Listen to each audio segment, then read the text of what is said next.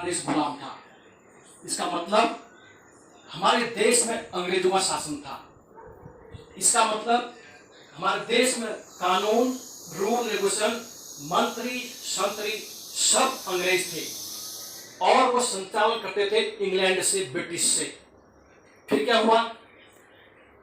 अंग्रेजों ने लगभग 200 साल हमारे देश में राज किया। हम उनके गुलाम थे। अब उनकी क्रूरता और उनके द्वारा बनाए गए कानून जो ने ब्रिटेन में बनाए थे, भारत में हम पर जो कानून वो लागू किए थे, वो इतने उग्र थे, दुखदायी थे और क्रूरता भरे थे, जिससे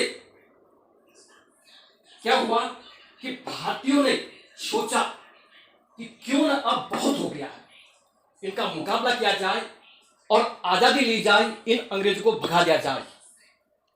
इसके लिए भारतीयों ने आजादी का बिगुल फूंका और बहुत से क्रांतिकारी पैदा हुए। उन क्रांतिकारियों ने अपने क्रांति के बल पर अंग्रेजों को विवश कर दिया भारत से जाने के लिए, अपना बलिदान देकर। समय आगे बढ़ा। 8 मई 1945 में महात्मा गांधी जी ने करो और मरो का नारा दे दिया और वो अंग्रेजों भारत छोड़ो का बिगुल बजा दिया। पूरे भारतवर्ष में यह आवाज एक बुलंद आवाज के रूप में उखड़ी और अंग्रेज बेबस हो गए भारत छोड़ने के लिए। अंत में 15 अगस्त 1947 में हमारा देश अंग्रेजों से गुलाम हो गया। मतलब अब देश की सत्ता और देश की बागडोर हमारे हाथ में थी। हमारे हाथ में मीन्स हमारे देश के कुछ लोगों के हाथ में। भोले भाले भारतीय बहुत खुश थे कि हमारे अंग्रेज चले गए हैं, अब हम मजे करेंगे। परंतु अंग्रेज भारत से चले गए, लेकिन अपनी अंग्रेजियत की मानसिकता का कीड़ा भारत में, जो कि आज भी 75 सालों में हमारे पास अभी भी विद्यमान है, उसको छोड़ के गए, पनपा के गए अंग्रेज का कीड़ा। आजादी के 75 साल हो गए हैं और अभी भी वो कीड़ा वैसे की वैसी, और वही प्रॉब्लम है। अंग्रेज चले गए और लेकिन अंग्रेज खींची ही गए, लेकिन उनकी मानसिकता नहीं खींची। आइए समझते हैं कैसे। गुलामी से पहले हमारे देश की भाषा थी संस्कृत, हिंदी, फारसी वगैरह।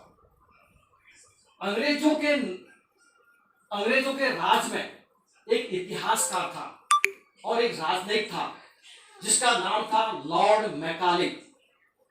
उस लॉर्ड मैकाले ने 2 फरवरी 1835 में एक बिल लेके आया। उस समय के राजा ने इंग्लैंड में उसको बोला कि भैया एक एजुकेशन बिल लेके आओ, और जो ब्रिटिश पार्लियामेंट में पास हुआ और भारत में आधुनिक ब्रिटिश शिक्षा की नींव रखी गई।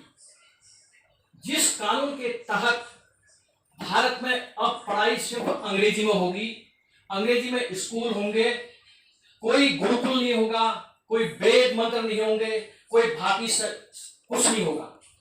उनका मकसद था, इस मैकाले का और अंग्रेजों का मकसद था कि भारत में उच्च वर्ग और मध्य वर्ग के कुछ लोगों को यह शिक्षा दी जाए, ताकि ये लोग हैं तो भारतीय रंग और रूप से, लेकिन अंग्रेजी शिक्षा इनको पढ़ा करके इनको हम ब्रिटिश ना हो, और इन लोगों को ही नौकरी दी जाएगी और ये लोग हमारे लिए काम करेंगे।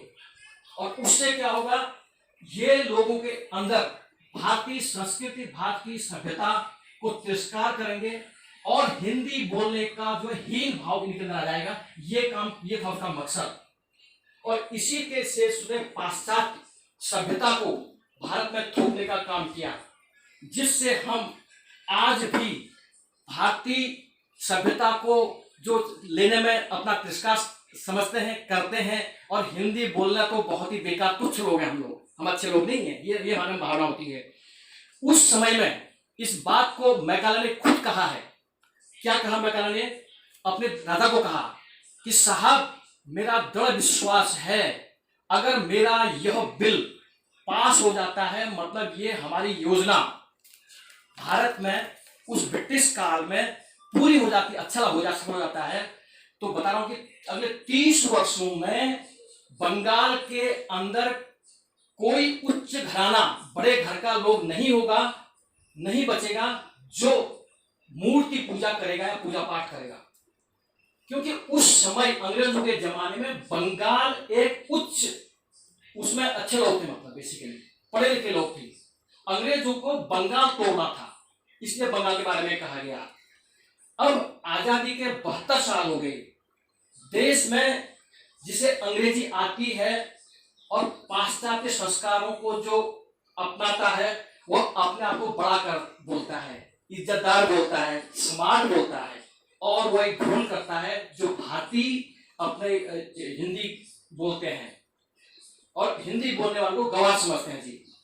अब क्या हुआ, इसीलिए फटी जीन्स पहनना है ना, और फटी जीन्स की पैंट पहनना, हाय हेलो डैडी मॉम इस शब्द का उच्चारण करना, इसको अपनी वो बड़ाई समझते हैं, अच्छा समझते हैं। लेकिन अभी ये सब होने के बाद भी मानसिकता लेकिन धीरे धीरे खत्म हो रही है। आज हमारे देश में जो सरकार है, प्राइम मिनिस्टर मोदी जी के नेतृत्व में, उसने इस दिशा में बहुत बड़ा काम किया हुआ है, जिसमें से कुछ काम मैं आपको बताता हूं क्या हुआ। सबसे पहले इन्होंने भारतीय नौसेना का एक जो था ना फ्लैग, उसको ने चेंज किया। वो फ्लैग ये मेरे सामने ऐसा था पहले, ये देखिए, इसमें ना ये